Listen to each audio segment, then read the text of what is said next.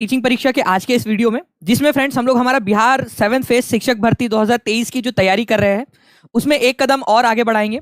हम लोग आगे बढ़े, लेकिन उससे पहले फ्रेंड्स मैं आप लोगों का बहुत बहुत शुक्रिया अदा करना चाहूंगा। आप लोगों को बहुत बहुत धन्यवाद, क्योंकि फ्रेंड्स आप लोगों ने जो पिछले लेक्चर को प्रतिसाद दिया है, जो हमने कल लेक्चर लिया था, जो हमने मेहनत की, तब मुझे समझ आया एक चीज जो आप लोगों के साथ में मैं शेयर करना चाहूंगा, और आप लोगों के भी काम की चीज है ये। जब आप लोग पढ़ाई कर रहे हो तो आप लोगों को एक चीज बताता हूं कि जब आप एफर्ट करते हो, जब आप मेहनत करते हो ना, तो उसका फल मिलता है। आप लोग जानते हो कि कल तबीयत ठीक नहीं थी, थोड़ा ठीक नहीं लग रहा था, बट फिर भी क्लास ली और वो बच्चों को बहुत ज्यादा पसंद आई। इतना बढ़िया आप लोगों ने प्रतिसाद दिया। मतलब मेहनत का फल हमेशा मिलता है फ्रेंड्स। अगर आप मेहनत कर रहे हो तो वो फल आप लोगों को मिलेगा, ठीक है। भगवान भी उसको देख रहा होता है कि आप मेहनत कर रहे हो। तो प्लीज देखिए, ये जो 2 महीने आप लोगों के पास में, 2 से 2.5 महीने 3 महीने आप लोगों के पास में है, इसमें जान लगा दीजिए। ऊपर वाला देख रहा है आपको कि आप लोग मेहनत कर रहे हो। आपने पूरी अगर अपनी शिद्दत से मेहनत की होगी तो आप लोगों को उसका परिणाम भी जरूर मिलेगा। तो आप लोग जल्दी जल्दी से बता दीजिए यहां पर मैं मुझे कि कितने लोग हैं जो अपना 100% देने का वादा कर रहे हैं अगले 3 महीने के अंदर में, क्योंकि मुझे मेरे बच्चों का सिलेक्शन चाहिए। आप लोग बताइए, यहां पर मैं सभी लोग यहां पर मैं अपना 100% दूंगे। एक बार जल्दी से बता दो, ताकि मैं यहां पर मैं एक फिर से एक बार अपने आप को मोटिवेट करके आप लोगों के लिए जितना हो सके, ठीक है, उतना पूरा आप लोगों के लिए मेहनत लगा दूं, अपनी जान लगा दूं। बहुत बढ़िया है। चलिए तो फ्रेंड्स स्टार्ट करते हैं आज का सेशन हम लोगों का, हम लोग यहाँ पर में। और जिन लोगों ने इस सेशन को लाइक कर दिया है उन सभी लोगों का बहुत बहुत धन्यवाद फ्रेंड्स, ठीक है। जैसे कि यहाँ पर मैं अभी देख रहा था, आप लोगों ने यहाँ पर 400 के करीब लाइक कर दिया फ्रेंड्स सेशन स्टार्ट होते ही, और कंटिन्यूअसली लोग जुड़ते भी जा रहे हैं। तो जहां जहां आप लोग इसको शेयर कर सकते हैं वहां पर में इसको शेयर भी कर दीजिए जल्दी जल्दी से, टेलीग्राम, फेसबुक, व्हाट्सएप, इंस्टाग्राम, ताकि ज्यादा से ज्यादा लोग ऐसे ही जुड़ सके और हम लोग ऐसे एंथुजियाज्म के साथ में, मोटिवेशन के साथ में पढ़ाई करते रहे। नाउ फ्रेंड्स, आप लोग जानते हो कि आपका जो जनरल स्टडीज है, ठीक है, उसके अंदर में आपका जनरल साइंस भी दिया हुआ है। और ये क्वेश्चन बड़ा इंपॉर्टेंट है, which blood group is universal donor, ठीक है। तो आप लोगों को पता होना चाहिए फ्रेंड्स कि सार्वभौमिक रक्तदाता किसको कहा जाता है। मतलब जो हर किसी को रक्त दे सकता है, जिसका दिल बड़ा है बहुत ज्यादा। तो आंसर क्या होगा फ्रेंड्स आप लोगों का कि which blood group is universal donor. सार्वभौमिक रक्तदाता का मतलब है कि वो सबको दे सकता है। तो आंसर होगा आप लोगों का फ्रेंड्स ऑप्शन नंबर 1। लेकिन ओ पॉजिटिव या ओ निगेटिव, ये भी एक सवाल उठता है आप लोगों का। तो देखिए फ्रेंड्स, आप लोगों को याद रखना है कि जो ओ ग्रुप है, ओ ब्लड ग्रुप है आप लोगों का, उसमें भी ओ निगेटिव जो होता है ना, ये याद रखेंगे आप सभी लोग। ओ निगेटिव ये वाला, ये आप लोगों का सभी को दे सकता है, सभी को। ओ निगेटिव, ओ में भी ओ निगेटिव, ये याद रखेंगे आप लोग, ओके। और अगर बात करूं मैं आप लोगों से कि यूनिवर्सल रिसीवर कौन सा है जो सबसे ले सकता है, किसी से भी ले सकता है, भाई आ जाओ दे दो, मुझे भी दे दो ब्लड, ये भी दे सकता है, इसका भी ले सकते, उसका भी ले सकते, यूनिवर्सल रिसीवर, ठीक है। बताओ, जो सबसे ब्लड ले सकता है, किसी से भी ले लेगा, जो दे देगा उससे ले लेगा, ठीक है। उसको किसी का भी ब्लड चढ़ा दो, चढ़ जाएगा। हाँ, इंसानों का पता चले, नहीं तो जानवरों का भी चढ़ा दे रहे हो आप उसको, ऐसे नहीं करना, ठीक है। तो ए बी पॉजिटिव जो होता है ना फ्रेंड्स आप लोगों का, ये क्या करता है, ये किसी से भी ले सकता है। तो प्लीज ये याद रखना आप लोग कि ओ निगेटिव जो है आपका, वो बेचारे का दिल बड़ा है निगेटिव। ये देखो, हर निगेटिव चीज जो है ना वो खराब नहीं होती। ये ओ निगेटिव जो है, देखिए दिख रहा है निगेटिव, लेकिन देखो कितना बड़ा दिल है इसका, सबको दे दे रहा है ब्लड। ये भाई ले ले यार, तेरे को जरूरत है तू भी ले ले, चल खत्म कर, ठीक है। लेकिन ए बी पॉजिटिव देखिए, ये शैतानी बच्चा आपका, ये बोल रहा है कि नहीं मैं तो सबसे लूंगा, ठीक है। एक चॉकलेट मेरी खत्म हो गई, तुम भी चॉकलेट दे दो, वैसे नहीं बच्चे खा लेते चॉकलेट मांग के, वैसे वाले। अच्छा, एक क्वेश्चन आप लोगों का फ्रेंड्स, एक बता दूं आप लोगों को कि इतने सारे जो ब्लड ग्रुप्स है आप लोगों के, ठीक है, उसमें आपका सबसे रेयरेस्ट ब्लड ग्रुप कौन सा है। अगर ये क्वेश्चन आ जाए आप लोगों से तो याद रखना कि ए बी निगेटिव सबसे कम पाया जाता है पूरे दुनिया के अंदर में। ये ए बी निगेटिव सबसे कम पाया जाता है। कोई है आप लोगों में से, इतने लोगों में से जिनका ए बी निगेटिव है? ए बी निगेटिव, कल वाला पीडीएफ नहीं मिला? बिल्कुल मिल गया यार, मैंने डाल दिया, कैसी बात कर रहे हो आप लोग, ठीक है। टीचिंग परीक्षा ऐप के ऊपर में वो अवेलेबल है। तो ए बी निगेटिव सबसे कम होता है, ये याद रखना आप सभी लोग। इंपॉर्टेंट पॉइंट है, एग्जाम में पूछा जा सकता है। सभी लोग एक बार लिख देंगे कि कौन सा वाला है। सुधांशु मिश्रा बोल रहे कि वो है करके ए बी निगेटिव, रेयर हो आप, ठीक है। आपके लिए बोला जा सकता है, आपकी आपकी आपकी जो है ना पत्नी आपके लिए बोल सकती है कि मेरे पति लाखों में एक है करके, शायद करोड़ों में एक है, आपके लिए बोला जा सकता है, सच में एक हो आप। In which year was the Reserve Bank of India established, कौन से साल के अंदर में रिजर्व बैंक ऑफ इंडिया की स्थापना हुई थी, ठीक है। रिजर्व बैंक ऑफ इंडिया की स्थापना, देखिए फ्रेंड्स, अगर मैं बात करूं रिजर्व बैंक ऑफ इंडिया की, तो रिजर्व बैंक ऑफ इंडिया जो है इसकी स्थापना की गई थी RBI act, reserve Bank of India act ठीक है, रिजर्व बैंक ऑफ इंडिया अधिनियम 1934 के तहत। प्लीज ये याद रखना, कानून कब बना था? 1934 में बना था। ये भी आप एक बार लिख दो सभी लोग, 1934 में कानून बना था और उसके तहत 1 अप्रैल को, ठीक है, 1 अप्रैल 1935 को इसकी स्थापना की गई। आरबीआई का हेडक्वार्टर 1935 के अंदर में पता है क्या था आप लोगों को? आप लोग जानते हो इसका हेडक्वार्टर था फ्रेंड्स कलकत्ता, ठीक है, कलकत्ता था। बाद में 1937 में इसका हेडक्वार्टर शिफ्ट कर दिया गया मुंबई में, और आज तक ये इसका हेडक्वार्टर मुंबई में। तो कभी अगर आप लोगों से पूछ ले कि रिजर्व बैंक ऑफ इंडिया का हेडक्वार्टर कहाँ है, तो आंसर क्या होगा आप लोगों का? जल्दी से कमेंट में आप टाइप कर लो, आज कहाँ है आपका इसका हेडक्वार्टर? 1937 से मुंबई के अंदर में। क्या रिजर्व बैंक ऑफ इंडिया को जब स्थापित किया गया, एक बहुत ही इंपॉर्टेंट वाली सवाल उठा रहा हूं आप लोगों के सामने, बहुत इंपॉर्टेंट मुद्दा है, आप लोग ध्यान से सुनना। रिजर्व बैंक ऑफ इंडिया की जब स्थापना की गई थी, क्या आप लोग जानते हो ये प्राइवेट बैंक था, ठीक है, जिसमें सरकार की भी हिस्सेदारी थी, लेकिन ये प्राइवेट बैंक था। इसका जो है फ्रेंड्स नेशनलाइजेशन कब किया गया, राष्ट्रीयकरण, सरकार ने इसको पूरी तरह से कब खरीद लिया? ये क्वेश्चन जिसने बता डाला उसकी लाइफ झिंगा लाला, ठीक है, बताइए इसका जो है कब किया गया इसका नेशनलाइजेशन? बहुत इंपॉर्टेंट क्वेश्चन है। और मैं आपको बता दूं फ्रेंड, जैसे तलाठी उलाठी जैसी एग्जाम हो जाती है ना छोटी छोटी सी, उस तक में ये क्वेश्चन पूछ लिया जाता है, ये वाला कि नेशनलाइजेशन कब हुआ है इसका। तो ये तारीख के साथ में याद रखना है सभी लोगों ने, सभी लोग जो है एकदम तारीख के साथ याद रखेंगे। इसका नेशनलाइजेशन, राष्ट्रीयकरण जो है ये 1 जनवरी 1949 को किया गया था, ठीक है, 1 जनवरी 1949 को किया गया था। इसको याद रखना, बहुत इंपॉर्टेंट पॉइंट बता रहा हूं आपको। नेशनलाइजेशन, सरकार ने खरीद लिया था और आज भी सरकार के पास में इसका पूरी तरह से स्वामित्व, ठीक है। चलिए, इंपॉर्टेंट पॉइंट है, प्लीज इसको याद रखना है आप सभी लोगों ने। तो आंसर आप लोगों का स्थापित कब किया गया था बोला जाए तो 1935 के अंदर में। नाउ फ्रेंड्स, बीपीएससी का 2017-18 का क्वेश्चन, इंपॉर्टेंट वाला क्वेश्चन, इसका आंसर करो आप लोग। बिहार प्रोविंशियल किसान सभा, इंपॉर्टेंट पॉइंट, इसको इंपॉर्टेंट मार्क करना है सभी लोगों ने, इसको इंपॉर्टेंट मार्क करेंगे सभी लोग। बिहार प्रोविंशियल सभा, ठीक है, बिहार प्रोविंशियल किसान सभा का गठन कब हुआ था? और ये आप लोग देख सकते हो बीपीएससी का क्वेश्चन है, इसका मैं एक्स्ट्रापोलेट करके आप लोगों को और भी कुछ इंफॉर्मेशन है काम की, वो आप लोगों को बताता हूं। जल्दी जल्दी से पहले आप लोग इसका आंसर कीजिए।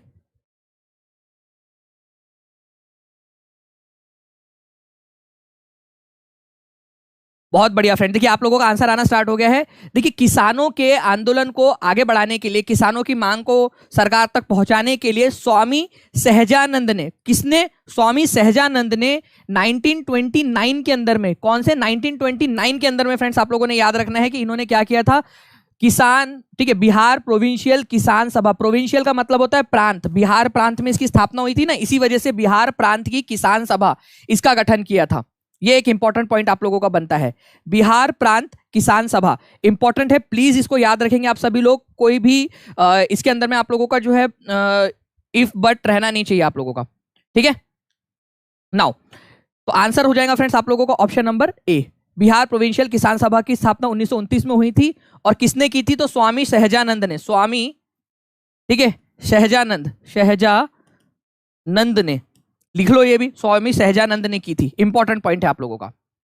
अच्छा, एक और क्वेश्चन आप लोगों से पूछूं मैं, आप लोगों से, ऑल इंडिया किसान सभा की स्थापना कब हुई थी? ऑल इंडिया, ये इंडिया के हिस्ट्री के अंदर में पूछा जा सकता है। ऑल इंडिया किसान सभा की स्थापना कब हुई थी? ऑल इंडिया किसान सभा की स्थापना, ये भी आप लोग बताएंगे मुझे, ठीक है।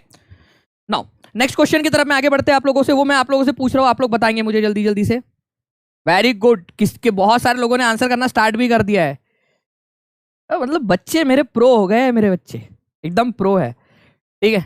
चलिए, एक बार लाइक भी कर दो यार, 1200 के करीब लोग हो गए, 700 लाइक से कितनी नाइंसाफी है ये मेरे साथ में, हाँ, कितनी नाइंसाफी है। मैं अपनी जान लगा के रखा हुआ और आप लोग यहाँ पर मैं से करो, जल्दी जल्दी सभी लोग, जितने लोग देख रहे हैं लाइक एंड शेयर कर देंगे, और जिन्होंने चैनल को सब्सक्राइब नहीं किया वो लोग चैनल को सब्सक्राइब भी जरूर कर देंगे। Which of the following prevents bleeding of gums, मसूड़ों से अगर खून बह रहा है तो कौन सा वाला आप लोगों का जो इसमें से एक चीज है, ठीक है, जो आप लोगों के उसको रोक सकती है, मसूड़े से खून के बहने को रोक सकती है। तो आप लोगों को याद रखना है फ्रेंड्स कि मसूड़ों से अगर खून बह रहा है, इसको आप लोग क्या बोलते हो? इसको स्कर्वी बोला जाता है। क्या बोलते हो आप लोग इसको?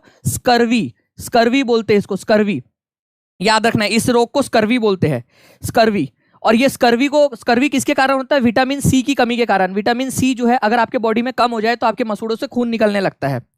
तो विटामिन सी को क्या बोला जाता है? विटामिन सी को एस्कॉर्बिक अम्ल बोला जाता है। तो आंसर आपका एस्कॉर्बिक अम्ल होगा कि भाई अगर आप लोगों के मसूड़ों से खून निकल रहा है, आपके ताया जी, मौसा जी, मौसी जी, किसी के भी हो रहा है ऐसा, और तो उनको आप लोग जाके ना अपनी यहाँ पर में चतुराई दिखा देना, अपनी होशियारी दिखा देना, जाके बोलना मौसी जी और क्या हालचाल, सुना है आजकल आपके मसूड़ों से खून निकल रहा है।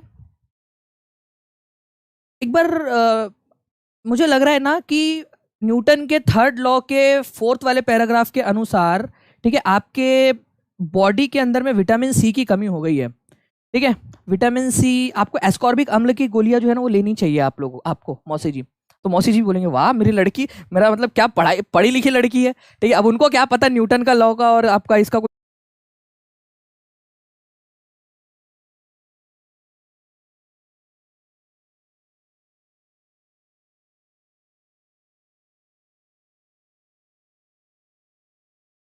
ठीक है, चलिए, आई थिंक सर आप लोगों को अब स्ट्रीमिंग आने लगी है, तो मैं आप लोगों को बता दूं फ्रेंड्स यहाँ पर में कि bleeding of gums, ascorbic acid जो है ये आप लोगों का, इसके जरिए आप लोग रोक सकते हो। विटामिन सी, एस्कॉर्बिक एसिड को विटामिन सी बोला जाता है, ये याद रखना है आप लोगों ने। ये आप लोग देख सकते हो, पूरी की पूरी लिस्ट है, और आप लोगों के साथ में ऑलरेडी फ्रेंड्स पीडीएफ के अंदर में जो मैंने कल भी आप लोगों के साथ में शेयर किया था ऐप पर, टीचिंग परीक्षा ऐप, और इसके अलावा टीचिंग परीक्षा ऑफिशियल टेलीग्राम ग्रुप जो है उसको भी आप लोग ज्वाइन कर सकते हो, उसमें भी आप लोगों को मिल जाएगा। ठीक है, नाउ फ्रेंड्स नेक्स्ट क्वेश्चन की तरफ में आगे बढ़ते हैं। आप लोगों को बताना है कि गदर पार्टी जो है उसकी स्थापना जो है वो कहाँ हुई थी। गदर पार्टी की स्थापना, ये भी एक इंपॉर्टेंट पॉइंट है आप लोगों का, बहुत सारे बिहार के एग्जाम के अंदर में ये क्वेश्चन पूछा जा चुका है। ठीक है, गदर पार्टी की स्थापना जो है कहां पर में हुई थी, ये बताएंगे आप सभी लोग जल्दी जल्दी से।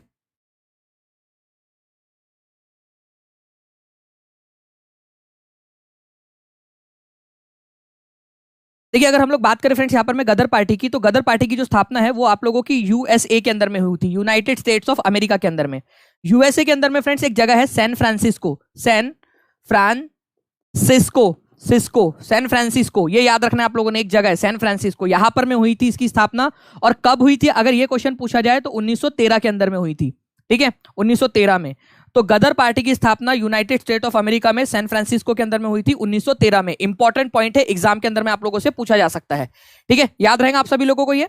चलिए, बहुत बढ़िया। नाउ फ्रेंड्स, एक क्वेश्चन आप लोग देख सकते हो 1996 के अंदर में आया था बीपीएससी में, लेकिन भाई यार बीपीएससी वाले लोग तो है ही, उनको पूछना जो है इस पर पसंद है, तो मैंने आप लोगों के लिए रिसर्च करके लगा दिया है क्वेश्चन कि गदर पार्टी की स्थापना कौन से साल में हुई थी। आप लोग कमेंट करके बता दीजिए, एकदम सभी लोगों के कमेंट आ जाने चाहिए यहाँ पर में। और आप देख सकते हो कि एग्जाम में पूछा गया क्वेश्चन आप लोगों का है, तो मैंने आप लोगों को लगा दिया। मुझे नहीं लगता इसका आंसर मेरे को बताने की जरूरत है आप लोगों को वापस से, क्योंकि अभी आपको बताया है। ठीक है, आप लोग इसका आंसर कर सकते हो। तो आपको जो भी पढ़ाया जा रहा है ना फ्रेंड, बिल्कुल एकदम वेल रिसर्च तरीके से पढ़ाया जा रहा है, जो बिहार के एग्जाम के अंदर में पूछा जाता है। आप देख सकते हो यहाँ पर में कि ये क्वेश्चन आप लोगों का था। ठीक है, बिहार का मैंने आपको करा दिया, और आगे में भी आप लोगों को इसी तरीके के क्वेश्चन कराऊंगा। आपको बताना है भारत का प्रथम गवर्नर जनरल कौन था। ठीक है, 2020 की बीपीएससी के एग्जाम में आया था फ्रेंड्स, और ये आप लोगों के इसी तरह के क्वेश्चन बीपीएससी फ्रेम कर रहा है आजकल। ठीक है, जी हाँ, गदर पार्टी के जो संस्थापक थे, ठीक है, लाला हरदयाल सोहन सिंह बाखना, ये लोग जो है इसके संस्थापकों में से एक से, तारकनाथ दास, ये लोग संस्थापक थे।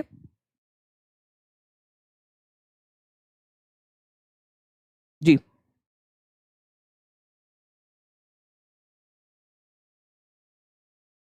तो भारत का प्रथम गवर्नर जनरल कौन था, गवर्नर जनरल की बात कर रहे हैं यहाँ पर मैं। अब मैं आप लोगों को ना थोड़ा सा इसको समझा देता हूँ। देखिए फ्रेंड्स, अगर मैं बात करूं भारत का पहले, तो पहले ना बिहार, पहले अगर हम लोग बात करेंगे तो बंगाल का गवर्नर जनरल हुआ करता था, बंगाल का, ठीक है, गवर्नर हुआ करता था, बंगाल का गवर्नर। ठीक है, ये था रॉबर्ट क्लाइव, रॉबर्ट क्लाइव। आप लोग याद रखना है बंगाल का गवर्नर कौन था, बंगाल का पहला गवर्नर था रॉबर्ट क्लाइव। लिखेंगे आप सभी लोग, मैं आपको पूरा लेके चलता हूँ वहां पर में। फिर क्या हुआ, गवर्नर जनरल की पोस्ट का नाम बदलकर कर दिया गया गवर्नर जनरल ऑफ, ठीक है, governor general of Bengal, governor general of Bengal कर दिया गया। ठीक है, गवर्नर जनरल ऑफ बंगाल कर दिया गया। और वॉरेन हेस्टिंग ये वाले पोस्ट के ऊपर में आने वाले पहले व्यक्ति थे। ठीक है, वॉरेन हेस्टिंग, वॉरेन हेस्टिंग्स, ये पहले व्यक्ति थे जो गवर्नर जनरल ऑफ बंगाल बने। फिर क्या हुआ, गवर्नर जनरल ऑफ बंगाल की पोस्ट का नाम भी फिर से चेंज कर दिया गया, इसको कर दिया गया governor general of India, governor general of India. ठीक है, India, governor general of India जो है फ्रेंड्स, ये कौन थे, William Bentinck, Lord William Bentinck. William William Bentinck, ठीक है, विलियम बेंटिक, ये बने थे आपके गवर्नर जनरल ऑफ इंडिया। और फिर गवर्नर जनरल ऑफ इंडिया का भी नाम चेंज कर दिया गया और इसको कर दिया गया viceroy of India, viceroy of India, vice Roy of India. और पहले वाइसराय ऑफ इंडिया कौन बने थे? तो ये बने थे लॉर्ड कैनिंग, लॉर्ड कैनिंग, ये याद रखना है आप लोगों ने। तो देखो, अगर आपसे गवर्नर जनरल कौन था बंगाल का, पहले बंगाल का गवर्नर कौन था? तो रॉबर्ट क्लाइव थे, ये याद रखेंगे आप सभी लोग। बंगाल का गवर्नर, बंगाल का गवर्नर का नाम चेंज करके इसकी पोस्ट का नाम चेंज कर दिया गया आप लोगों का 1773 के अंदर में, और नाम कर दिया गया governor general of Bengal. Warren Hastings जो है पहले गवर्नर जनरल थे बंगाल के। 1833 में 1833 के अंदर में याद रखना है, इस पोस्ट का नाम फिर से बदल दिया गया, बंगाल के जगह पे इंडिया कर दिया गया, गवर्नर जनरल ऑफ इंडिया। और विलियम बेंटिक पहले गवर्नर जनरल बने थे इंडिया के। और फिर बाद में 1858 में 1858 के अंदर में वाइसराय ऑफ इंडिया कर दिया गया उस पोस्ट का नाम। तो ये बहुत ही इंपॉर्टेंट वाली चीज है, प्लीज इसको याद रखना है आप लोगों ने, बहुत इंपॉर्टेंट है।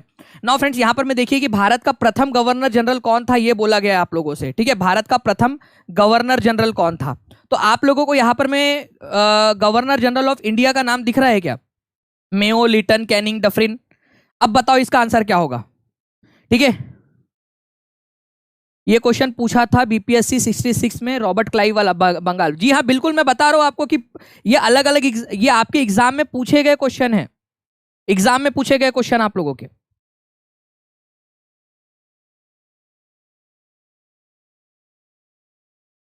नहीं है यहां पर में, लॉर्ड कैनिंग कैसे होगा? वायसराय थोड़ी पूछा है आप लोगों से। अरे आपसे वायसराय पूछा है क्या? देखो, मैंने ये क्वेश्चन जानबूझ के लिया है। क्या आप लोगों से वायसराय पूछा है? नहीं, आप लोगों से वायसराय नहीं पूछा है, आपसे पूछा है गवर्नर जनरल ऑफ इंडिया कौन था, first governor general of India. तो गवर्नर जनरल कौन बना था? पहला governor general of India William Bentinck बना था, लॉर्ड विलियम बेंटिक 1833 के अंदर में। और वो ऑप्शन में दिया ही नहीं है आप लोगों के, तो आंसर आप लोगों का होगा नॉन ऑफ दी अबव, ठीक है। इस तरह से करना था आप लोगों ने, ठीक है। लॉर्ड कैनिंग कौन था? लॉर्ड कैनिंग फर्स्ट वाइसराय था, फर्स्ट वाइसराय, वाइसे रॉय। और वाइसराय की पोस्ट बनी थी 1858 में, 1857 के युद्ध के बाद में जो कानून आया था 1858 का, उसके तहत बनी थी। याद रहेगा ये चीज आप लोगों को, ठीक है। जल्दी जल्दी से लाइक का बटन भी दबा दो यार, इतने सारे लोग देख रहे हैं, जल्दी जल्दी से लाइक का बटन भी दबा देंगे आप सभी लोग। चलिए, बहुत बढ़िया। देख, यहां पर मैं आप लोगों ने इस क्वेश्चन का आंसर कर दिया है। नेक्स्ट क्वेश्चन की तरफ में हम लोग आगे बढ़ते हैं, ये ध्यान रखना है इस चीज को, ठीक है आप लोग। Now, in which state maximum length of Ganga river lies? Ganga river आप लोगों को पता है फ्रेंड्स, उसकी सबसे अधिक लंबाई कौन से राज्य के अंदर में आप लोगों को मिलेगी? गंगा नदी की सबसे अधिक लंबाई कौन से राज्य के अंदर में आप लोगों को मिलने वाली है?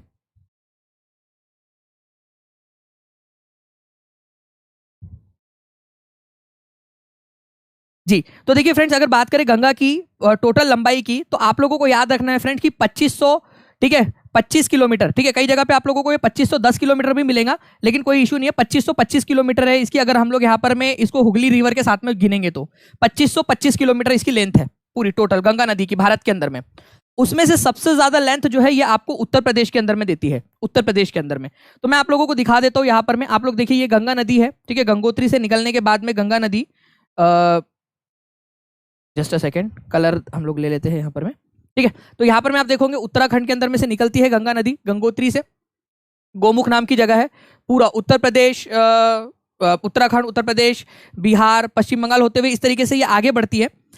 आप लोगों को ये याद रखना है कि उत्तराखंड के अंदर में इसकी लेंथ जो है 110 किलोमीटर की है। उत्तर प्रदेश के अंदर में सबसे ज्यादा लेंथ है इसकी 1450 किलोमीटर, और बिहार के अंदर में इसकी लेंथ है 445 किलोमीटर, ठीक है। तो ये याद रखना है। जी हाँ, मैं गवर्नर की क्लास, गवर्नर जनरल की सारी क्लास रख दूंगा। आप लोग एक बार मेरे को कमेंट करके बता देना कि कितने लोग चाहते हैं कि ये मैं करवा दूं आप लोगों को, ठीक है, सारे के सारे। तो 445 किलोमीटर बिहार के अंदर में, ये आप लोग याद रखोगे। अब रिवर की बात निकली है, तो आप लोग मुझे बताइए कि एशिया की सबसे लंबी रिवर कौन सी है? एशिया की सबसे लंबी रिवर मैं एक बार देख लूंगा, लेकिन मुझे लग रहा है कि जहां तक टीचिंग परीक्षा ऐप के ऊपर में अवेलेबल है वो पीडीएफ।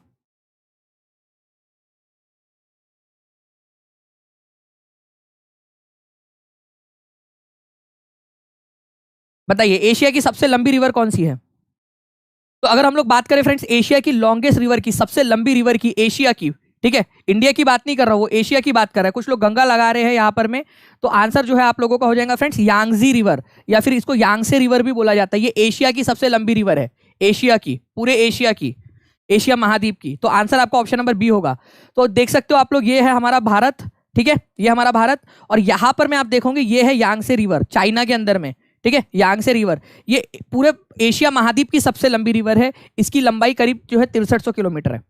तो एशिया की सबसे लंबी रिवर यांगसे रिवर है, ये याद रखना है आप लोगों ने। आप लोग गंगा गंगा जो लगा रहे हो ना, सारे लोगों का गलत हो गया, ठीक है। तो यांगसे रिवर है, याद रखेंगे आप सभी लोग, एक बार लिख दो यहां पर में, यांगसे रिवर जो है ये एशिया की सबसे लंबी रिवर है।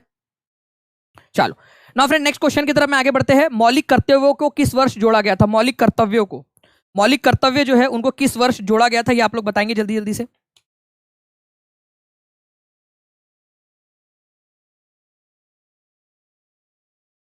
मौलिक कर्तव्य, और आप लोगों का पॉलिटी के हिसाब से ये इंपॉर्टेंट वाला पॉइंट है, इंपॉर्टेंट क्वेश्चन है आप लोगों का।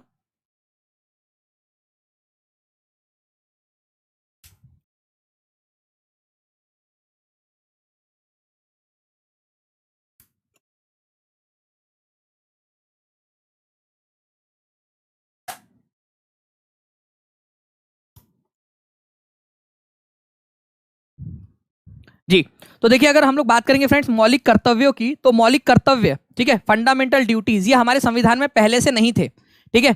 ये आप लोगों को जैसे फंडामेंटल राइट्स है, आपको कुछ अधिकार है, ठीक है, फंडामेंटल राइट्स आप लोगों को दिए गए हैं, वैसे ही फ्रेंड्स संविधान के अंदर में क्या किया गया, कुछ आप लोगों को आपके कर्तव्य जोड़े गए कि भाई यार आपको अधिकार है, तो आपको अगर अधिकार है तो आपके कुछ कर्तव्य भी होने चाहिए। जैसे कि आप लोग यहाँ पर में क्लास देख रहे हो, ठीक है, ये आप लोगों का अधिकार है, आप लोग देख रहे हो अच्छे से क्लास, लेकिन आपका कर्तव्य क्या बनता है यहाँ पर में, आप लोगों का कर्तव्य बनता है कि लाइक एंड शेयर भी करें आप लोग, कमेंट्स में आंसर करते रहे आप लोग, तो आप लोग अपना कर्तव्य निभा रहे हो, ठीक है। तो फ्रेंड्स मौलिक कर्तव्य संविधान में पहले नहीं थे, लेकिन जोड़े गए बाद में, और ये जोड़े गए थे आप लोगों के 1976 के अंदर में, 1976 में, ये याद रखना है आप लोगों ने, 1976 के अंदर में। तो आंसर आप लोगों का होगा ऑप्शन नंबर बी। बहुत ही इंपॉर्टेंट क्वेश्चन है आप लोगों का, और ये डायरेक्ट क्वेश्चन पूछा जाएगा कि मौलिक कर्तव्य कब जोड़े गए थे, कितने मौलिक कर्तव्य है आप लोगों के। तो प्लीज इसको भी याद रखना आप लोग, जब जोड़े गए थे तब जो है आप लोगों के 10 थे, फिर बाद में एक मौलिक कर्तव्य और जोड़ा गया बाद में आप लोगों का, सन 2002 के अंदर में एक मौलिक कर्तव्य और जोड़ा गया कि भाई अगर आपके बच्चे हैं तो आप लोगों को उनको पढ़ाना लिखाना है। तो टोटल कितने मौलिक कर्तव्य है आज, ये आप लोग बताएंगे। तो टोटल कितने हैं ये आप लोग कमेंट करके बताइए, ताकि आप लोगों को जिंदगी भर के लिए याद हो जाए। अभी कितने मौलिक कर्तव्य है टोटल हमारे, अभी ये हमारे 11 मौलिक कर्तव्य है, ये याद रखना है आप लोगों ने आज, ठीक है। उसके अलावा फ्रेंड्स आपको एक चीज याद रखनी है कि संविधान में जब आप कोई चीज जोड़ते हो या हटाते हो, तो आपको संविधान संशोधन करना पड़ता है, कि नहीं करना पड़ता है, कि बस अपने मनमर्जी से बोल दिया कि आज से भाई संविधान के अंदर में मौलिक कर्तव्य शामिल हो गए तो शामिल हो गए, ऐसे नहीं होता है। आपको संविधान संशोधन करना पड़ता है ना, संविधान संशोधन, कॉन्स्टिट्यूशनल अमेंडमेंट लाना पड़ता है। तो हमारे भारत के अंदर में मौलिक कर्तव्यों को जोड़ने के लिए जो संविधान संशोधन किया गया था, ठीक है, वो कौन से नंबर का संविधान संशोधन था? 42वें नंबर का, 42nd नंबर का, 42वें नंबर का कॉन्स्टिट्यूशनल अमेंडमेंट एक्ट बोलते हैं उसको, संविधान संशोधन अधिनियम, 42वें नंबर का, ठीक है। तो बहुत सारे संविधान संशोधन हुए अब तक, ये जो 1976 में हुआ था ये 42वें नंबर का था, इसमें बहुत सारे चेंजेस किए गए, इसको इसी वजह से ना छोटा संविधान भी बोला जाता है 42वें नंबर के संविधान संशोधन को, क्योंकि इसमें बहुत सारे चेंजेस किए गए थे संविधान के अंदर में। तो प्लीज ये इंपॉर्टेंट वाले जो पॉइंट्स है ये याद रखना आप लोग। कौन सी कमेटी ने इसको रिकमेंड किया था मौलिक कर्तव्यों को, ये बता सकते हो? कौन सी समिति थी जिसने इसको रिकमेंड किया था? तो वो थी स्वर्ण सिंह समिति, ठीक है, स्वर्ण सिंह कमेटी, ठीक है, स्वर्ण सिंह जो समिति थी उसने इसको रिकमेंड किया था कि भाई इसको संविधान में शामिल कर लिया जाए। तो ये भी बोला जा सकता है कि कौन सी समिति के रिकमेंडेशन के आधार पर मौलिक कर्तव्यों को संविधान में जोड़ा गया, तो स्वर्ण सिंह समिति की रिकमेंडेशन के आधार पर जोड़ा गया था, ठीक है। चलिए, तो आंसर आप लोगों को यहाँ पर में 1976 हो जाएगा। नेक्स्ट क्वेश्चन है फ्रेंड्स, मौलिक अधिकार क्या है आप लोगों के? मौलिक अधिकार देखिए, अगर मैं बात करूं फ्रेंड्स फंडामेंटल राइट्स की, मौलिक अधिकारों की आप लोगों के, ठीक है, तो ये आप लोगों को पार्ट नंबर 3 में दिए, संविधान के पार्ट नंबर 3 में दिए गए। आपको पता है ना पूरा संविधान जो है छोटे छोटे चैप्टर्स में बांटा गया है। तो 3rd नंबर का जो चैप्टर है संविधान का, पार्ट नंबर 3 जिसको आप बोलते हो, उसमें फंडामेंटल राइट्स है। इसमें आर्टिकल नंबर 12 से लेकर आपके 35 तक के आर्टिकल्स इसके अंदर में दिए गए हैं, आर्टिकल नंबर 12 से 35 तक के, ठीक है। अब ये जो आपका फंडामेंटल राइट है, क्या ये न्यायोचित है, गैर न्यायोचित है, लचीला है, कठोर है, क्या है ये आप लोगों का? तो अगर मैं बात करूं फ्रेंड्स, तो ये जो जस्टिशिएबल है, जस्टिफाइबल या जस्टिशिएबल इसको बोलते हो आप लोग। मतलब अगर आपको ये फंडामेंटल राइट्स नहीं मिलते हैं तो आप क्या कर सकते हो, आप लोग कोर्ट में जा सकते हो। इसी को बोला जाता है आप लोगों का न्यायोचित। ठीक है, तो जस्टिशिएबल है अगर आपको सरकार ने, फ्लेक्सिबल कठोर वगैरह वाला इसके अंदर में नहीं है, यहां पर मैं बात फंडामेंटल राइट्स की हो रही है। मान लीजिए कि सरकार आपको बोलती है कि आपके फंडामेंटल राइट्स अब नहीं दे रहे, हम जाओ मतलब मोदी जी ना अब बोल दिया जो करना है कर लो, जाओ ठीक है, देख लो जो बनता तुमसे, मैं नहीं दे रहा जस्ट तुमको फंडामेंटल राइट्स तुम्हारे। तो आप जो है कोर्ट जा सकते हो बेसिकली। अगर किसी का भी फंडामेंटल राइट्स का हनन होता है तो कोर्ट में जाया जा सकता है, ये याद रखना है आप लोगों ने। ठीक है, तो जो है जस्टिशिएबल है, जस्टिफाइबल, जस्टिशिएबल, न्यायोचित इसको बोला जाता है।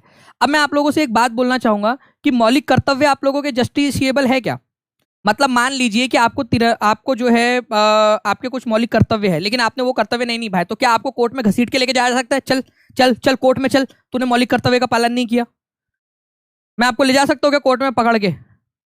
नहीं ले जा सकते। ठीक है, तो मौलिक कर्तव्य जो है आपके न्यायोचित नहीं है।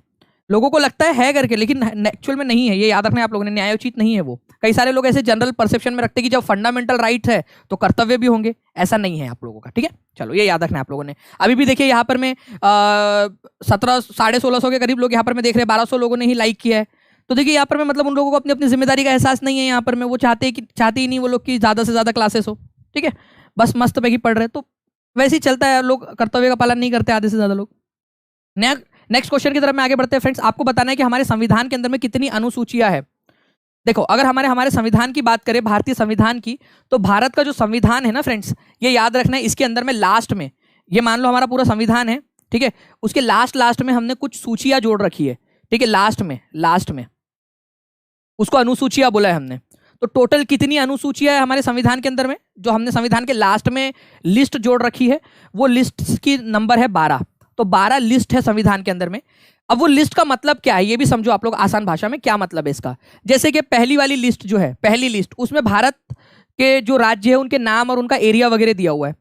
देना चाहिए कि नहीं देना चाहिए संविधान के अंदर में भारत के राज्यों का नाम, कि भाई भारत के अंदर में कौन कौन से राज्य, कौन सी यूनियन टेरिटरी, उनका एरिया कितना है, जल्दी बताओ, देना चाहिए कि नहीं देना चाहिए लिस्ट? हम लोगों ने देना चाहिए ना, हम लोगों ने लिस्ट। तो भाई पहली वाली जो अनुसूची है उसमें ये दे दिया गया।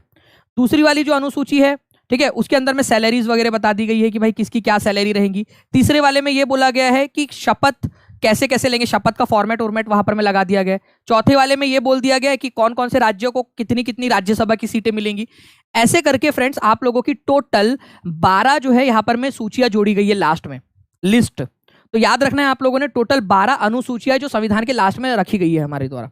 ठीक है, 12 अनुसूचियां, पहले 8 थी, 4 हम लोगों ने बाद में जोड़ी है। ठीक है, तो पहले जब संविधान लागू हुआ था उस समय में 8 थी, 1949 के अंदर में, 1950 के अंदर में जो संविधान लागू हुआ 26 जनवरी को, तो 8 थी, और आज के समय में 12 है। ये भी आप लोग याद रख सकते हो। एक क्वेश्चन आप लोगों से पूछना चाहूंगा मैं यहाँ पर मैं, ठीक है, अगर आप लोगों से बोला जाए कि संविधान को अपनाया कब गया था, अपनाया कब गया था, संविधान को अपनाया गया था, ठीक है, संविधान को कब अपनाया गया और संविधान को लागू कब किया गया, ये 2 क्वेश्चन है आप लोगों के। लागू किया गया, तो संविधान को अगर अपनाया गया की बात करेंगे ना आप लोग की, कब अपनाया गया था संविधान को, तो आज तारीख 26 नवंबर 1949 ईस्वी को इत्तद द्वारा इस संविधान को अंगीकृत, अधिनियमित और आत्मर्पित करते हैं। जय हिंद। तो 26 नवंबर को हमने उसको अपनाया था, ये याद रखना है आप लोगों ने। प्रस्तावना के अंदर में भी आता है 26 नवंबर 1949 को। ठीक है, ये याद रखना है आप लोगों ने, इसको अपनाया गया था। लेकिन लागू कब किया गया, अगर ये क्वेश्चन आ जाए, तो 26 जनवरी 1950 को हमने इसको लागू किया था। लागू करने और अपनाने में क्या फर्क है, तो लागू करने में और अपनाने में वही फर्क है फ्रेंड्स, कि जैसे आपका घर बन के तैयार हो गया और आप उसी दिन नहीं चले जाते ना, चलो यार आखिरी ईंट लग गई, चलो मेरा सामान पैक करो मम्मी, मेरा टिफिन भी ले लेना वहां से, और वो मेरा वीडियो गेम रखा हुआ है उसके पीछे में वो भी ले लो, उठा लो, चलो नए वाले घर में जाएंगे। अरे नहीं यार, बन के तैयार हो गए उसी दिन थोड़ी चले जाते हो आप लोग। आप वो क्या हवन वन रखते हो, पूजा रखते हो, यहाँ पर में गृह प्रवेश रखते हो, उसके पास जाते हो ना कि बस बन गया चलो जी, ऐसा थोड़ी होता है। तो फ्रेंड्स यहाँ पर मैं बन के तैयार हो गया था 26 नवंबर 1949 को, लेकिन उसी दिन लागू नहीं कर दिया। कुछ प्रावधान लागू किए गए थे, पूरा तरह से लागू नहीं किया गया था। पूरी तरह से लागू किया गया 26 जनवरी 1950 को। सिंपल सी बात है। ओके, चलिए नाउ फ्रेंड्स, हम हर साल सांख्यिकी दिवस मनाते हैं, सांख्यिकी दिवस, स्टैटिस्टिक्स डे मनाते हैं। आपको बताना है कौन से दिन, स्टैटिस्टिक्स डे, और मैं आप लोगों को बता दूं कि हमारे भारत के अंदर में स्टैटिस्टिक्स का बहुत बड़ा जो है महत्व है। अगर आप लोगों की जनगणना नहीं होंगी, हमें ये नहीं पता होगा कि कितने लोग गरीबी रेखा के नीचे रहते हैं, अगर हमें ये नहीं पता होगा कि भाई कितने लोगों को किस जो है बीमारी से वो लोग समस्या से जूझ रहे हैं, पानी कितने घरों के अंदर में नल से जाता है, कितने लोग जो है कुएं से पानी भरते हैं, कितने लोगों के पास में अनाज की कमी है, ये आंकड़े नहीं होंगे हमारे पास में, तो हम योजनाएं कैसे बनाएंगे? तो योजनाएं बनाने के लिए आंकड़े होना बहुत जरूरी है। सरकार चलाने के लिए आपके पास में नंबर्स होने चाहिए, डेटा होना चाहिए, स्टैटिस्टिक्स होना चाहिए, सांख्यिकी। तो भारत के अंदर में सांख्यिकी का जो जनक माना जाता है फ्रेंड्स, वो माना जाता है पीसी महालनोबिस को। ठीक है, तो उनका जो जन्मदिन आता है 29 जून को, उसी दिन हम लोग क्या मनाते हैं? सांख्यिकी दिवस के रूप में मनाते हैं। तो इसी से आप लोगों का एक नया क्वेश्चन भी निकल कर आता है सामने में, जो 1 नंबर यहां भी आपको मिल सकता है कि भारत के अंदर में स्टैटिस्टिक्स का फादर या फादर ऑफ भारत के अंदर में सांख्यिकी का पिता किसको कहा जाता है? सांख्यिकी का पिता, तो भारत में सांख्यिकी का पिता पीसी महालनोबिस को कहा जाता है, ये याद रखना आप लोगों ने। ठीक है, पीसी महालनोबिस। पीसी महालनोबिस जो है ये एक बहुत बड़े जो है फ्रेंड सांख्यिकीविद थे। इन्होंने काफी सारी जो है अपनी अपना जो है यहाँ पर में थेरीज दी है। भारत में जब भारत आजाद हुआ हमारा, उस समय में भारत सरकार की काफी ज्यादा मदद की कि किस तरीके से सांख्यिकी को और ज्यादा बढ़ाया जा सकता है। ठीक है, चलिए, तो इस तरीके से आप लोगों को इसको याद रखना, बहुत ही इंपॉर्टेंट वाला क्वेश्चन था आप लोगों का, ये बता दिया मैंने आपको। विच of the following state is a member of 7 sisters? आपको बताना है कि 7 बहनों, हमारे भारत के अंदर में कुछ राज्य है जिनको हम लोग 7 बहन बोलते हैं, 7 बहन। तो इनमें से कौन सा वाला राज्य है जिनको 7 बहनों का सदस्य माना जाता है? ठीक है, जी हाँ, दूसरी जो पंचवर्षीय योजना थी आप लोगों की, वो भी इन्हीं के मॉडल पर आधारित थी। आपको पता है ना, भारत में पंचवर्षीय योजनाएं चली थी, 5-5 साल के लिए योजनाएं बनाते थे और उनके ऊपर में फिर हम टारगेट करते थे। तो पहली पंचवर्षीय योजना तो आप लोगों की कृषि के ऊपर में थी। ठीक है, हेराल्ड डोमर मॉडल के ऊपर में। दूसरी वाली जो पंचवर्षीय योजना थी आप लोगों की इंडस्ट्री के ऊपर में फोकस किया गया था, वो महालनोबिस मॉडल के ऊपर में आधारित थी। तो आंसर आप लोगों का यहाँ पर में क्या होगा फ्रेंड्स कि निम्नलिखित में से कौन सा राज्य 7 बहनों का एक सदस्य है? तो आंसर होगा आप लोगों का त्रिपुरा। तो B is the correct answer. ठीक है, याद रहेगा आप सभी लोगों को, B is the correct answer. तो आप लोगों को मैं मैप के थ्रू भी यहाँ पर मैं दिखा देना चाहूंगा कि कौन कौन से राज्य है आप लोगों के। तो आप लोग देख सकते हो फ्रेंड्स, ये है अरुणाचल प्रदेश। ठीक है, अरुणाचल प्रदेश, आसाम, नागालैंड, मणिपुर, मिजोरम, त्रिपुरा, मेघालय। ठीक है, ये जो 7 स्टेट्स है आप लोगों के नॉर्थ ईस्ट के, इनको हम लोग 7 सिस्टर्स बोलते हैं। 7 सिस्टर्स, 7 बहनें। ठीक है, अरुणाचल प्रदेश, नागालैंड, मणिपुर, मिजोरम, त्रिपुरा, मेघालय, आसाम। ठीक है, 7 सिस्टर है। लेकिन यहां पर में जो बाकी के, जैसे पश्चिम बंगाल हो गया, उसको 7 सिस्टर्स में नहीं रखा जाता, बिहार को नहीं रखा जाता। इवन जो है फ्रेंड्स, एक थंब स्टेट कहा जाता है किसी को। ठीक है, अंगूठा स्टेट या थंब स्टेट बोलते हैं बेसिकली उसको।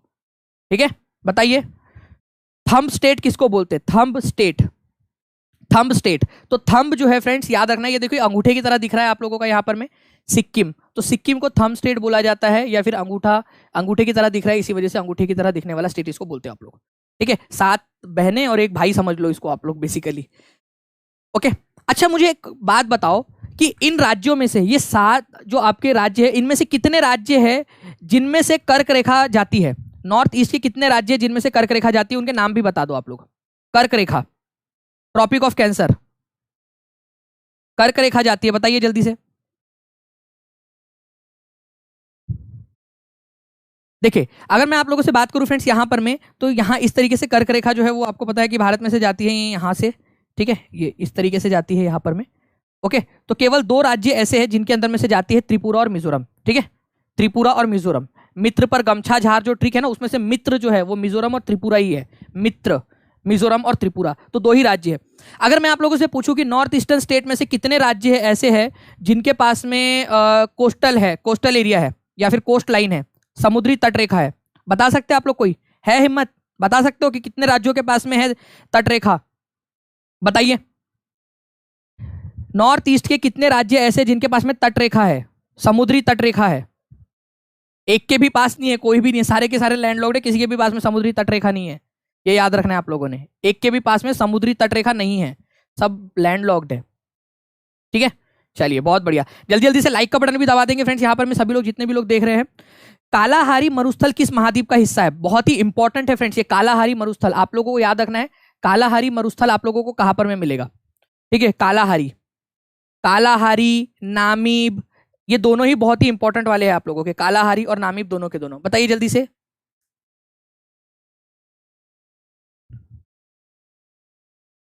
बहुत बढ़िया फ्रेंड्स। देखिए तो कालाहारी अगर मैं बात करूं आप लोगों से, तो ये आप लोगों को मिलेगा अफ्रीका महाद्वीप के अंदर में। ठीक है, अफ्रीका महाद्वीप में। अब कालाहारी अगर बोले ना तो लोगों को लगता है एशिया में होगा सर, यहाँ पर में यार काला काला, हम भी तो काले काले ही लोग हैं सर। ठीक है, तो ऐसा नहीं है। ठीक है, तो कालाहारी जो है फ्रेंड्स याद रखना है आप लोगों ने, अफ्रीका के अंदर में। मैं आप लोगों को मैप के थ्रू भी दिखाने की कोशिश करता हूँ। ये देखिए, ये दुनिया का मैप है, अलग अलग जो इंपॉर्टेंट वाले रेगिस्तान है वो देख रहे हो आप लोग। यहाँ पर मैं आप लोग थोड़ा सा देखेंगे अगर, ठीक है, यहाँ पर मैं जूम करके, तो ये यहाँ पर मैं आपको कालाहारी जो है वो दिख रहा है। अफ्रीका का जो दक्षिणी भाग है अफ्रीका महाद्वीप का, वहां पर मैं आप लोगों को कालाहारी डेजर्ट दिखाई दे रहा है। ठीक है, कालाहारी। और यहाँ पर मैं उसी के बाजू में आपको को नामीब डेजर्ट दिखाई दे रहा है, नामीब। आपको पता है थोड़े दिन पहले चीता लेकर आए थे। ठीक है, आपको पता है हम लोगों ने चीते लेकर आए थे।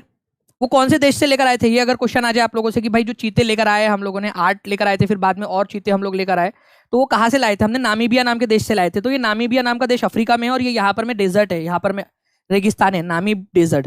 तो ये यहीं से लाए थे हमने, नामीबिया से। तो नामीब डेजर्ट आपको मिलेगा, कालाहारी डेजर्ट मिलेगा, ये यहीं पे है। देख रहे हो आप लोग इस तरीके से। उसके बाद में अगर मैं आप लोगों को इधर में मैप में दिखाऊं, बड़े मैप में, तो आप लोग यहाँ पर में भी देख सकते हो इस तरीके से साउथ अफ्रीका, ठीक है, बोस्टवाना और नामीबिया, इनके बीच में फैला हुआ है ये कालाहारी डेजर्ट। और ये नामीबिया नाम का वो देश है जहां से हमने चीते लेकर आए थे, ये नामीबिया, साउथ अफ्रीका के अंदर, अफ्रीका के दक्षिणी भाग के अंदर में। ठीक है, तो ये याद रखना है आप लोगों ने, इंपॉर्टेंट वाला पॉइंट है भाई, याद रखेंगे आप सभी लोग। ठीक है, तो कालाहारी डेजर्ट अफ्रीका के अंदर में आपको मिलेगा। अब ये डेजर्ट के ऊपर में कोई भी जो इंपॉर्टेंट वाले क्वेश्चन है ना, वो क्वेश्चन मैं आप लोगों से पूछता रहूंगा। ठीक है, नाउ 1955 में इंपीरियल बैंक ऑफ इंडिया का नाम बदलकर क्या कर दिया गया था? आप लोगों को इकोनॉमिक्स दिया है आपके सिलेबस के अंदर में, याद रखना है आप लोगों ने, इकोनॉमिक्स पढ़ना है आपने, बेसिक इकोनॉमिक्स। तो इकोनॉमिक्स का पार्ट है ये आप लोगों का, इकोनॉमिक्स के अंदर में बन सकता है। आपको बताना है इंपीरियल बैंक ऑफ इंडिया का नाम बदलकर क्या कर दिया गया था 1955 में। अब ये इंपीरियल बैंक ऑफ इंडिया क्या है सर, पहली बार तो नाम सुन रहे, ऐसा कुछ लोग सोच सकते हैं। तो मैं आपको बता दूं फ्रेंड्स कि इंपीरियल बैंक ऑफ इंडिया वही है आपका स्टेट बैंक ऑफ इंडिया। ठीक है, इसको स्टेट बैंक ऑफ इंडिया कर दिया गया था, इंपीरियल बैंक ऑफ इंडिया का नाम state bank of India, SBI. तो कभी भी एसबीआई के सामने से गुजरो ना तो उसको बोलना एसबीआई की ब्रांच। एसबीआई तुझे पता है तेरा पुराना नाम क्या था? तेरे को पता है इंपीरियल बैंक ऑफ इंडिया बोलते थे। ओके, दानिश सर ने बताया था हम लोगों को, तेरा नाम इंपीरियल बैंक ऑफ इंडिया था पहले। 1921 के अंदर में तेरा नाम इंपीरियल बैंक ऑफ इंडिया रखा गया था। उससे पहले तू 3 भागों में और बटा हुआ था। ठीक है, उससे पहले तू 3 और टुकड़ों में बटा हुआ था, वो भी जो है तेरे को बताती हूँ मैं। तो उसको बता के आना बेचारे को, नहीं तो पता चले आप उसको बता नहीं रहे, वो भूल गया। ठीक है, कि उसका नाम क्या था। तो स्टेट बैंक ऑफ इंडिया का नाम इंपीरियल बैंक ऑफ इंडिया था, ये याद रखना है आप लोगों ने। और कब चेंज किया गया था, बहुत ही इंपॉर्टेंट है आप लोगों को, 1955 में चेंज किया गया था, ये भी याद रखेंगे आप लोग, स्टेट बैंक ऑफ इंडिया का नाम। इंडिका नाम की पुस्तक किसने लिखी है, ये बताएंगे आप लोग, इंडिका नाम की पुस्तक किसने लिखी है?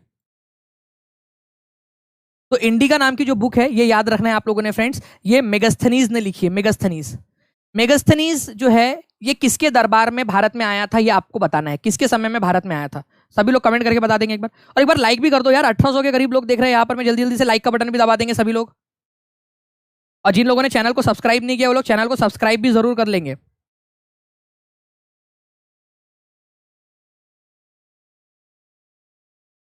Very good. चंद्रगुप्त मौर्य के समय में आया था, ये चंद्रगुप्त मौर्य के समय में आया था। अगर मैं आप लोगों से पूछूं कि मेगास्थनीज को भारत किसने भेजा था, तो क्या आंसर कर पाओगे आप लोग? चंद्रगुप्त मौर्य के समय में आया तो था मेगास्थनीज, लेकिन किसने इसको भेजा था भारत में? तो ये इसको भेजा था सेल्यूकस निकेटर ने। सेल्यूकस निकेटर नाम का एक ग्रीक राजा था, ये याद रखना है आप लोगों ने, ग्रीक राजा। उसने मेगास्थनीज को चंद्रगुप्त मौर्य के दरबार में भेजा था, ताकि चंद्रगुप्त मौर्य और सेल्यूकस निकेटर के राज्यों के बीच में दोस्ती बनी रहे। ठीक है, दोस्ती बनी रही, ये याद रखना है आप लोगों ने। सेल्यूकस निकेटर की बेटी की शादी भी हुई थी चंद्रगुप्त मौर्य के साथ में, उसका नाम था हेलेना, उस लड़की का, सेल्यूकस निकेटर की बेटी का नाम था हेलेना। तो उसकी शादी हुई थी चंद्रगुप्त मौर्य के साथ में, मतलब आप लोगों की बहू थी वो। ठीक है, सेल्यूकस निकेटर आप लोगों का जो है बहू का पिता हो गया। कौन हो गया वो, मतलब आप लोगों का बहू का पिता, मतलब वही आपके अंकल उंकल टाइप के हो गए समझ लो। सेल्यूकस निकेटर, उनकी बेटी आपके यहाँ ब्याह के आई थी ना पाटलिपुत्र के अंदर में, मतलब बहू थी भाई वो, तो थी। ठीक है, तो हेलेना नाम था, ये याद रखना, हेलेना बहू थी। ठीक है, सेल्यूकस निकेटर उनके पप्पा का नाम था। ठीक है, और ये याद रखेंगे आप लोग, समझी हो गए। इंपीरियल बैंक ऑफ इंडिया कब स्थापित किया गया था? इंपीरियल बैंक ऑफ इंडिया, अभी आपको बताया फ्रेंड्स कि इंपीरियल बैंक ऑफ इंडिया मतलब स्टेट बैंक ऑफ इंडिया नाम किया गया इसका बाद में, लेकिन इंपीरियल बैंक ऑफ इंडिया कब बना था, ये भी तो क्वेश्चन आता है आप लोगों का कि इंपीरियल बैंक ऑफ इंडिया कब बना था आप लोगों का। समझी हो गया, बिल्कुल ठीक है, समझी हो गए। समझी जी, बारातियों का स्वागत पान पराग से करना, तो मतलब उनको बोल सकते हैं। वैसे ये डिमांड करना गलत बात है, ये मुझे ये स्टेटमेंट से भी आपत्ति है कि समधी जी बारातियों का स्वागत पान पराग से करना। क्यों बाराती लोग अपना घर से पान पराग नहीं लेके आ सकते? ठीक है, इतने जो है यहाँ पर में कंजूस है बाराती लोग। भाई बेटी दे रहे हैं अपनी, पान पराग तो अपने घर से लेकर आओ कम से कम। इंपीरियल बैंक ऑफ इंडिया कब स्थापित किया गया था? तो इंपीरियल बैंक ऑफ इंडिया जो है फ्रेंड्स, ये आप लोगों को याद रखना है, ठीक है, 1921 में बनाया गया था। अब देखो बात की गहराई को समझो आप लोग। पहले ना तीन बैंक थे, तीन इंपॉर्टेंट वाले बैंक थे। बैंक ऑफ बंगाल, दिख रहा है आप लोगों को, बैंक ऑफ बंगाल। फिर था एक बैंक ऑफ बॉम्बे, ठीक है, बैंक ऑफ बॉम्बे। और एक था बैंक ऑफ मद्रास, ठीक है, बैंक ऑफ मद्रास। तो Bank of Bengal, Bank of Bombay, Bank of Madras, ये तीन बैंक थे। इन तीनों को मर्ज कर दिया गया, एक कर दिया गया, और 1921 में बनाया गया imperial bank of India, imperial bank of India. लेकिन 1921 में इंपीरियल बैंक ऑफ इंडिया बनने के बाद में आप लोगों ने क्या किया, 1955 में इसका राष्ट्रीयकरण कर दिया। ये प्राइवेट बैंक था, राष्ट्रीयकरण कर दिया और इसका नाम कर दिया स्टेट बैंक ऑफ इंडिया, ठीक है, स्टेट बैंक ऑफ इंडिया कर दिया 1955 में। तो बात की गहराई को थोड़ा सा समझना आप लोग, ठीक है। कौन से तीन बैंक थे? बैंक ऑफ बंगाल, बैंक समझ लेना आप लोग, बैंक ऑफ बॉम्बे, ठीक है, बॉम्बे, और बैंक ऑफ मद्रास, ठीक है। इन तीनों को मिलाकर कौन से साल था वो, जल्दी से बताइए, जब इंपीरियल बैंक ऑफ इंडिया बनाया गया? इंपीरियल बैंक ऑफ इंडिया बनाया गया, IBI, imperial bank of India, ये बनाया गया तो 1921 में। ये इकोनॉमिक्स का क्वेश्चन है फ्रेंड्स, आप लोगों को दिया गया है बेसिक इकोनॉमिक्स, इसलिए बता रहा हूँ आप लोगों को। फिर इंपीरियल बैंक ऑफ इंडिया का नाम चेंज कर दिया गया, ठीक है, इसमें, ठीक है, आप लोगों का 1955 के अंदर में कर दिया गया एसबीआई में, स्टेट बैंक ऑफ इंडिया कर दिया गया इसका नाम। तो ये स्टेट बैंक ऑफ इंडिया का इतिहास है पूरा का पूरा। अगर आप पीछे जाकर देखोगे तो इस तरीके का इतिहास है स्टेट बैंक ऑफ इंडिया का। याद रहेगा आप सभी लोगों को ये चीज? चलिए बहुत बढ़िया, तो प्लीज इसको याद रखना आप सभी लोग। नाउ फ्रेंड्स, आपको बताना है कि संविधान में दल बदल विरोधी कानून कौन से दल बदल विरोधी कानून कौन से संविधान संशोधन से लाया गया था? Anti defection provision, anti defection, दल बदल विरोधी कानून, दल बदल विरोधी कानून। तो अगर मैं बात करूं फ्रेंड्स, दल बदल, एंटी डिफेक्शन प्रोविजंस, दल बदल, इसका मतलब होता है कि अगर आप मान लीजिए कि कांग्रेस के टिकट के ऊपर में जीतकर आए हो आप लोग, तो आप जो है जीतने के बाद में, ठीक है, आपका जो हृदय परिवर्तन हो जाता है, ऑब्वियस सी बात है, आपका हृदय परिवर्तन कुछ बैग होता है, उसमें कुछ कागज भरे हुए होते हैं, उसको देखकर हो जाता है, या कुछ लालच में हो जाता है, या कुछ डर से हो जाता है। मान लो आप कोई भी XYZ पार्टी में चले गए, कोई और पार्टी में चले गए, ठीक है, तो आपकी सदस्यता खत्म हो जाएंगी, क्योंकि आप जीत कर आए थे कांग्रेस के टिकट के ऊपर, या फिर कोई और भी पार्टी के ऊपर में जीत कर आए। इसी को बोला जाता है एंटी डिफेक्शन। अगर आपने जिस पार्टी से जीत कर आए थे उसको छोड़कर आप अपने मर्जी से किसी और में पार्टी में चले जाते, तो आपकी सदस्यता खत्म हो जाएंगी। तो ये जो है ना फ्रेंड्स, आपको याद रखना है, 52nd कॉन्स्टिट्यूशनल अमेंडमेंट एक्ट, 52वें नंबर का जो संविधान संशोधन था आपका, उसके तहत लाया गया था, ठीक है। तो प्लीज इसको याद रखेंगे आप लोग। एंटी डिफेक्शन जो है आप लोगों का ये किया गया कि वही वाली चीज यहाँ पर में वो पूरा का पूरा ये बताया गया है कि अगर मान लीजिए आप MP या MLA बनते हो किसी एक पार्टी से, आपने अपने पार्टी के खिलाफ काम किया या अपनी पार्टी को छोड़कर किसी और पार्टी में चले गए, तो आपकी सदस्यता जो है वो क्या होगी, खत्म हो जाएंगी। एंटी डिफेक्शन लॉ इसको बोला जाता है, ये याद रखना है आप लोगों ने। 52वें संविधान संशोधन के जरिए लाया गया था। एंटी डिफेक्शन लॉ की कुछ सूची है, कुछ लिस्ट है कि क्या क्या करने से क्या क्या मतलब कार्रवाई हो सकती है। उसकी सूची आपकी 10वें नंबर की सूची के रूप में संविधान में रखी गई है। तो आपको याद रखना है कि एंटी डिफेक्शन लॉ के जरिए, मतलब 52वें संविधान संशोधन के जरिए 10वें नंबर की अनुसूची जोड़ी गई थी 1985 में, ठीक है। तो ये याद रखना, एंटी डिफेक्शन लॉ 52वें संविधान संशोधन के जरिए संविधान में लाया गया। इसके जरिए 10वें नंबर की जो अनुसूची है वो हमारे संविधान में जोड़ी गई, ठीक है, 10वें नंबर की अनुसूची हमारे संविधान में जोड़ी गई, ओके। और ये कब आया था आप लोगों का? 1985 में, राजीव गांधी की सरकार के समय में आया था ये भी याद रख सकते हो आप लोग, ठीक है। इंपॉर्टेंट पॉइंट है, एग्जाम के अंदर में आप लोगों से पूछ सकते हैं, ठीक है। नाउ फ्रेंड्स, इस क्वेश्चन का आंसर आप सभी लोग करेंगे जल्दी जल्दी से। बताइए इस क्वेश्चन का आंसर क्या होगा? सभी लोगों को इस क्वेश्चन का, और जल्दी जल्दी से लाइक कर दो यार। और जिन लोगों ने चैनल को सब्सक्राइब नहीं किया वो चैनल को सब्सक्राइब कर देंगे। अगर आप चाहते हो कि ऐसे ही मैं और भी बहुत सारे वीडियोस आप लोगों के लिए बनाता रहूं ना, तो जल्दी जल्दी से इस सेशन को जहां जहां भी आप लोग शेयर कर सकते हो अपने दोस्तों के साथ में, टेलीग्राम, फेसबुक, व्हाट्सएप, इंस्टाग्राम, जहां जहां आप लोग शेयर कर सकते हो वहां वहां पर अपने दोस्तों के साथ में इसको शेयर जरूर कर दीजिए फ्रेंड्स, ताकि ज्यादा से ज्यादा लोग जब जुड़ेंगे तो पूरी टीम मोटिवेट होंगी आप लोगों के लिए और ज्यादा काम करने के लिए। तो मोटिवेशन आप लोगों के हाथ में ही है, ठीक है। इसके अलावा कमेंट करना, ये सभी लोगों ने, लाइव देख रहे हो ऑफलाइन देख रहे हो, सभी लोग इस क्वेश्चन का आंसर कमेंट जरूर करेंगे मुझे यहाँ पर में कि कौन से बैंक को, और इसके बारे में जो जो जानते हो वो बता देना आप लोगों ने, ठीक है। SBI आप लोगों को बता, देखो यहाँ क्वेश्चन बोला है कि 3 बैंक्स हैं जिनको मिलाकर इंपीरियल बैंक ऑफ इंडिया बनाया गया। तो कौन कौन से बैंक थे आपके, ये बेसिकली है आप लोगों का और इसके बारे में जो जो भी जानते हो आप लोग वो सारी चीजें मेरे को कमेंट करके बताओगे। अगर आप लोग टीचिंग परीक्षा के साथ में जुड़ना चाहते हो फ्रेंड्स, तो टीचिंग परीक्षा का टेलीग्राम ग्रुप है टीचिंग परीक्षा ऑफिशियल, उस पर आप लोग जुड़ सकते हो। टीचिंग परीक्षा का ऐप है गूगल प्ले स्टोर पे, उसको डाउनलोड कर सकते हो। अगर टीचिंग परीक्षा के साथ में जुड़कर आप टॉपिक वाइज पूरा पढ़ना चाहते हो सारी की सारी चीजें, तो फ्रेंड्स आप लोग टीचिंग परीक्षा ऐप के ऊपर में जो बिहार का कोर्स चल रहा है उस पर भी ज्वाइन हो सकते हो। आप लोगों के लिए फायदेमंद ही रहेगा वो। 7611101101 7611-101-101 ये जो नंबर है इसके ऊपर में कॉल करके आप लोग अधिक जानकारी हासिल कर सकते हो। बाकी फ्रेंड्स हम लोग मिलते हैं, ठीक है। 5 बजे भी आप लोगों का सेशन रहेगा, 5 बजे मैं जीके पढ़ाता हूँ, तो 5 बजे भी आप लोग जुड़ सकते हो, ठीक है। मिलते हैं हम लोग हमारे नेक्स्ट लेक्चर में, ठीक है। तब तक के लिए thank you very much, take care and bye, god bless you all. Thank you very much friends, bye, thank you. या एक बार आप चेक कर लेना टीचिंग परीक्षा के ऐप के ऊपर में, वो आपको कल वाली पीडीएफ भी मिल जाएगी, एक बार अच्छे से चेक कर लेना उसको। पेड कोर्स के अंदर में जाकर देख लेना, उसमें उसको फ्री रखा गया है, ठीक है।